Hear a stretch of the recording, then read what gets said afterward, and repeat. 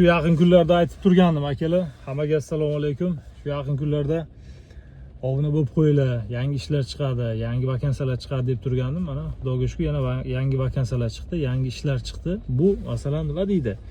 Ishlar ko'p chiqadi, vakansiyalar ko'p chiqadi. Mana Xorvatiyadagi firmalar bilan meni dogovorim bor, o'zimda masalan o'sha qurilish firmani direktorlari bilan, kattalar bilan ular bilan gaplashganimda 90% ish hal bo'ladigan, bo'lmaydigan bo'lib turgan, xudo xohlasa hal bo'ldi hammasi.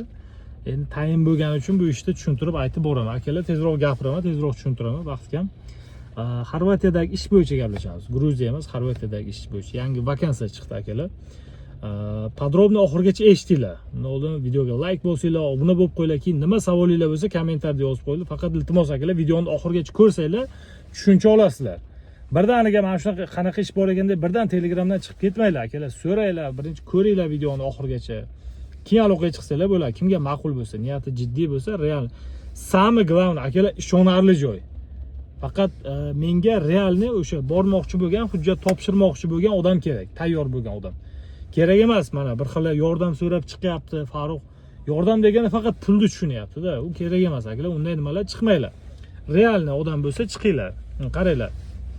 Pula shahrida, Xorvatiyani Pula shahriga qurilish sohasiga armatura, apalavkani tushunadigan master kerak. Tesari Zidar deydi. Tesar shu aplata anaqalarni yasaydigan, xullas, armirachi bu armaturalarni to'qiydigan. Shunaqa kerak. Keyin g'isht teradigan bo'lsa ham.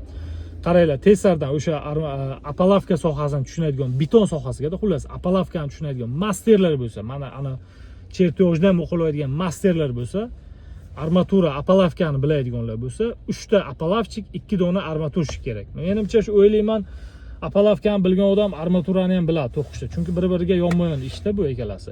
Keyin g'isht teradigan 2 dona. G'isht teradigan 2 dona master kerak.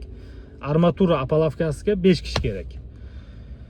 Oyliklar soatga to'lanadi. Akalar, oylik degan narsa emas, o'sha oylikka hisoblab, soati necha soat yig'indi bo'lsa, o'sha to'lanadi. Soatiga agar Faruq deyapti, haqiqatan ishni zo'r ko'rsa, men 8 yevrodan to'layman deyapti.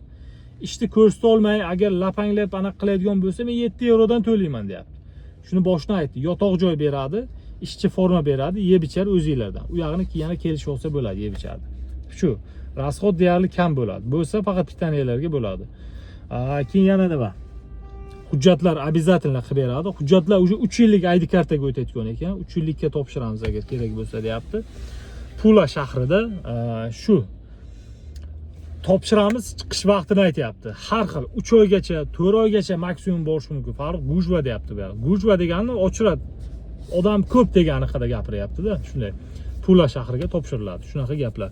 Faqat haqiqatan usta bo'linglar shunaqa. Armatura, apalavka sohasida masterlar, keyin g'isht teradigan ham bo'lsa 2 dona masterlar. Shu. Kerak bo'ladigan hujjatlar o'sha sohalar bo'yicha diplom qildiramiz. U qilsak bo'ladi. Uni hech qanday nimasi yo'q, muammosi yo'q. Diplom kerak bo'ladi.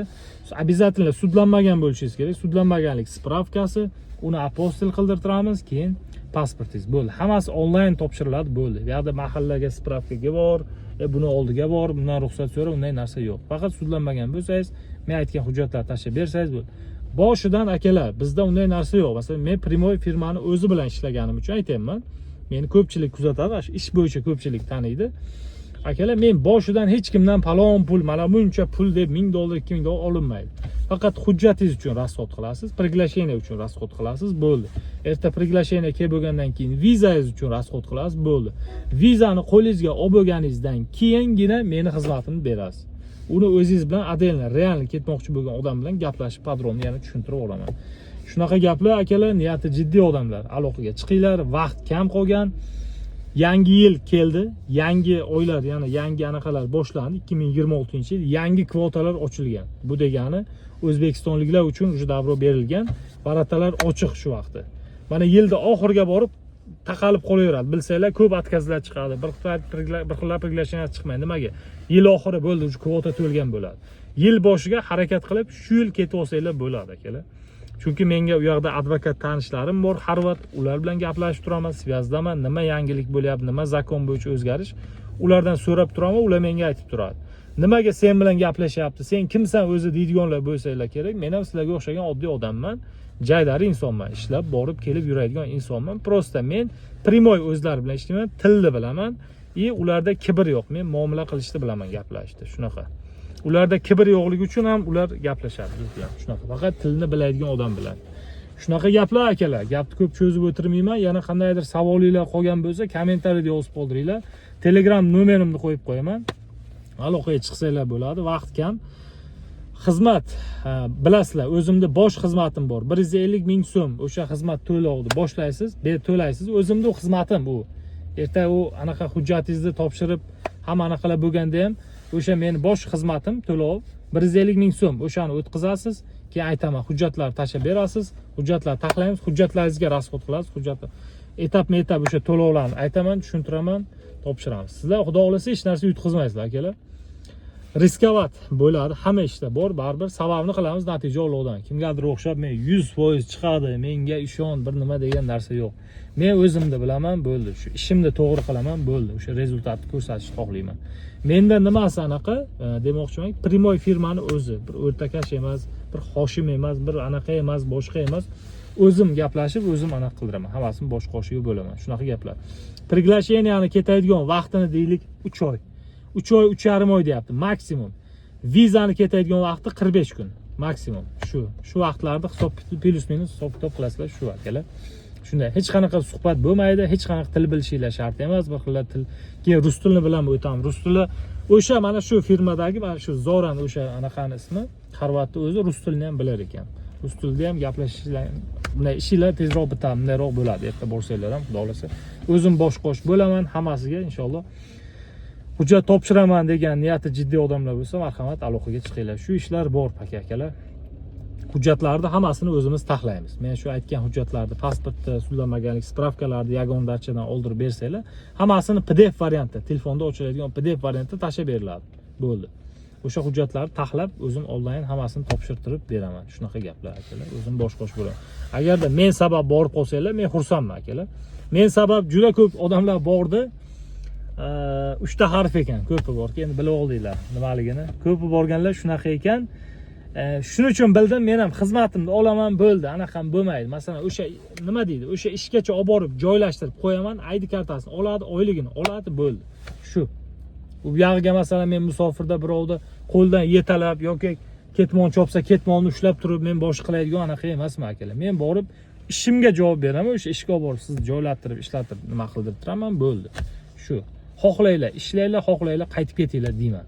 Chunki odamni o'zini miyasiga bog'liq bo'ladi-da, shuncha rasxod qilib boryapti, bir xillar ketib qolgan, bir xil boshqa qilgan. Sabrda bo'lib ishlash kerak. Hech kim birdan hech narsa qilib bermaydi. Shunaqa gaplar. Shu akalar, boshqa anaqalar yo'q. Hujjatlarni tushuntirdim, dokumentlar hammasini tushuntirdim. Niyati jiddiy odamlar aloqaga chiqinglar. Hujjatlaring uchun rasxodinglar qilinglar, hujjatlarni topshirtiraveramiz. Bo'ldi. Bu juda mas'uliyatli ish akalar, bu juda mas'uliyatli ish. Har kim buni qila olmaydi, mas'uliyatdan qochadi.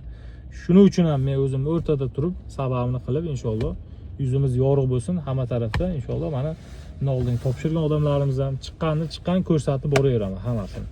Shunaqa gap. Yaqin kunlarda xudo xolasa shu Telegram kanalimni ochib qo'yaman. Shu Telegram kanalga nima yangilik, nima anaqa o'sha qilib qo'yib boraman. Har kun kechqurun primoy efir bo'lyapti. O'shanga ham kirib ko'rsanglar bo'ladi. Akalar, tezlashamiz.